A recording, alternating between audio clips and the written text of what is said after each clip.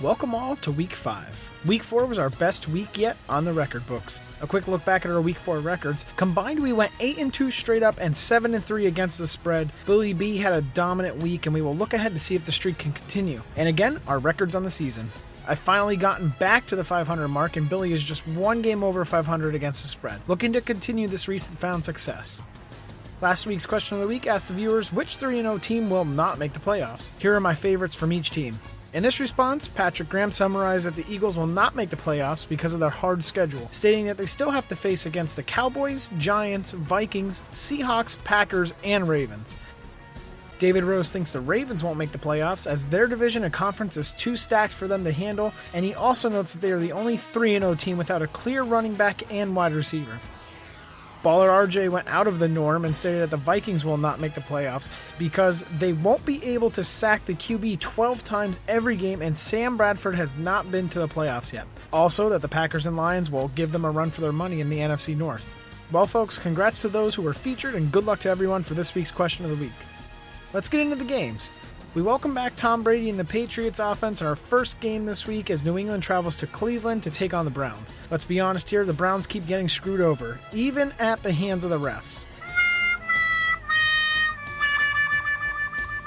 Tom Brady is coming back and with a vengeance. If New England doesn't win by 14 or more, I would be surprised. But this game reeks of a trap game to me.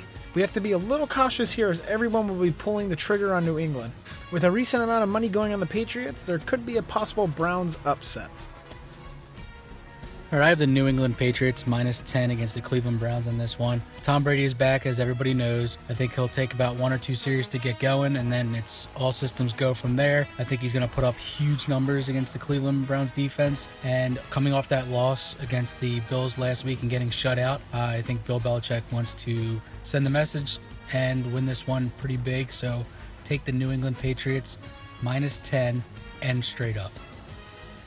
Our second matchup looks at a pair of 1-3 teams when the Bears travel into Indy to take on the Colts. As stated last week, I knew I shouldn't have taken the Lions in a division game where the home team were underdogs. This week though, with Chicago on the road and still unknown if Langford is coming back, I like Indy here by a touchdown. If the Colts can bolster their linemen and stop Andrew Luck from getting pressured, hurried, and sacked as much as he has been, then this team will rise victoriously against the Bears. All right, I'm going to take the Indianapolis Colts -4.5 against the Chicago Bears. I'm going to give them one last shot. The Colts need to win this game. Obviously, they're 1-3 right now.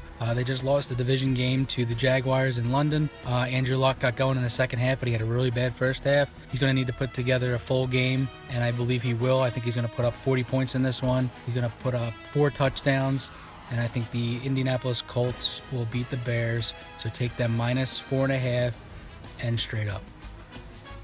Our third game, and I'm choosing this one out of spite for the crap show that the Lions pulled last week, is the Philadelphia Eagles on the road against the Lions. In short, the Lions are a team you cannot trust.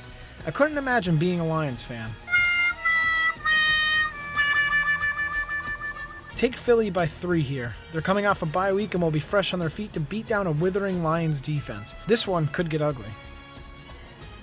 All right, I got the Detroit Lions +2.5 against the Philadelphia Eagles.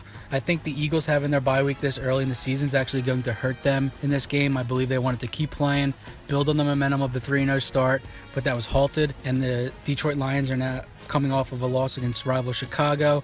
They're going to come home. I believe Matt Stafford can exploit some of the corners for the Eagles defense and their quick passing attack because the Eagles have a very solid front 7, so the quick passing, Theoretic will have a pretty good game, and maybe Golden Tate will show up in this one. So take the Detroit Lions +2.5 and straight up. For this week's question of the week, will the Houston Texans hang on to win the AFC South? It's been an abysmal showing from the Colts, Jags, and Titans, but can one of those teams come back to give the Texans a run for their money? Best comments get featured in next week's video. Our last game features what, in my opinion, will be the closest scoring game in Week 5 when the Bengals come into Jerry World to take on the Cowboys. How can you guys not love Zeke and Dak at this moment? I understand Cincy will get some weapons back this week, but they haven't been a good team on the road since last season, and I highly doubt that will change this season. If it wasn't for AJ Green's long catches and the leg of Mike Nugent, the Dolphins could have easily won that one.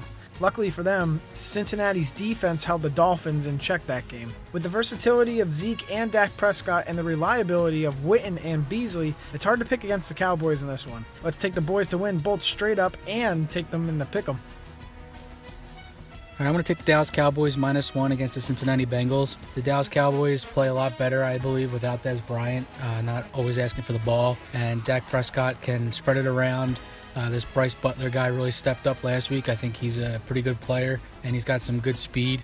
Cole Beasley has stepped up in the slot, and Williams, when he actually catches the ball and holds onto it, he can be a big player for them. And Ezekiel Elliott is showing why they drafted him at number 4. He had a big game last week. I think he led the league in rushing for week number 3 against the 49ers, who are not too bad of a defense. But I think the Cowboys come home. They get another big win. So take the Dallas Cowboys -1 and straight up. My upset pick was spot on last week again, and it was so nice we're doing it thrice. Let's take Atlanta +6 against the Denver Broncos. Matt Ryan and Julio Jones broke records last week, and if that is any indication of what is to be expected this season, then we are in for a real treat. Now, I don't see this type of performance happening in Denver, but the Atlanta offense should pose a threat to Denver's number 1 ranked defense and keep the game close. All right, and for my upset pick, I'm going to take the Buffalo Bills +3 against the St. Louis Rams. The Buffalo Bills played probably the best game of the season for them against the Patriots, shutting them out. Their defense has been really good, except for that one game against the Jets. Now they get Marcel Darius back, who's a stud D lineman, only giving up 17 points per game. And LaShawn McCoy on the offensive side of the ball has been running the ball really well. So I think that they will be able to put up some points against the Rams and outlast them and shut them down defensively. So take the Buffalo Bills +3 against the St. Louis Rams and straight up. And here's the rest of our picks for Week 5.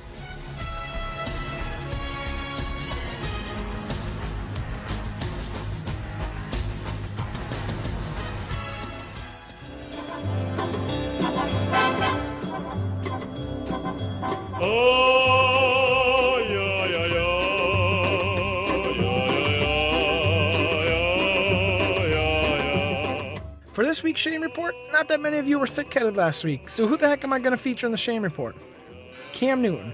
Sir, I blame you for the smackdown that Deion Jones laid on you at the half-yard line. Instead of running it in, you wanted to showboat and tiptoe into the end zone, resulting in Deion Jones dropping the hammer at the goal line. Sure, you got the extra 2 points, but how are you feeling about your decision right now? Oh, no.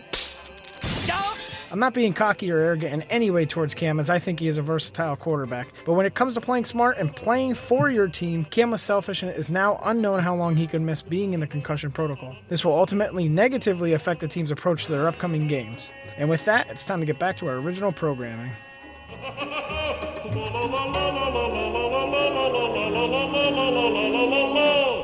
In the Hatbox Pick'em League, we saw a change in the lead. Stott Sauce has now taken over first place by a whole 2 games in front of second. By going 12-3 last week, Stott Sauce has now taken a commanding lead. But the real question is, how long can he hold it? Congrats to him, and don't forget to set your picks before the end of this week. In the Hatbox Survivor Pool, we saw 5 people get a strike in Week 4. Out of those 5 strikes, 3 more people were officially eliminated from contentions. This puts our total eliminated to 17 participants. Good luck to the last 17 still standing. Our Week 4 leader is Alex14x2. Alex14x2 chose the Denver Broncos, who in turn won by 20 points. Congratulations to him, and don't forget to set your pick by the end of this week.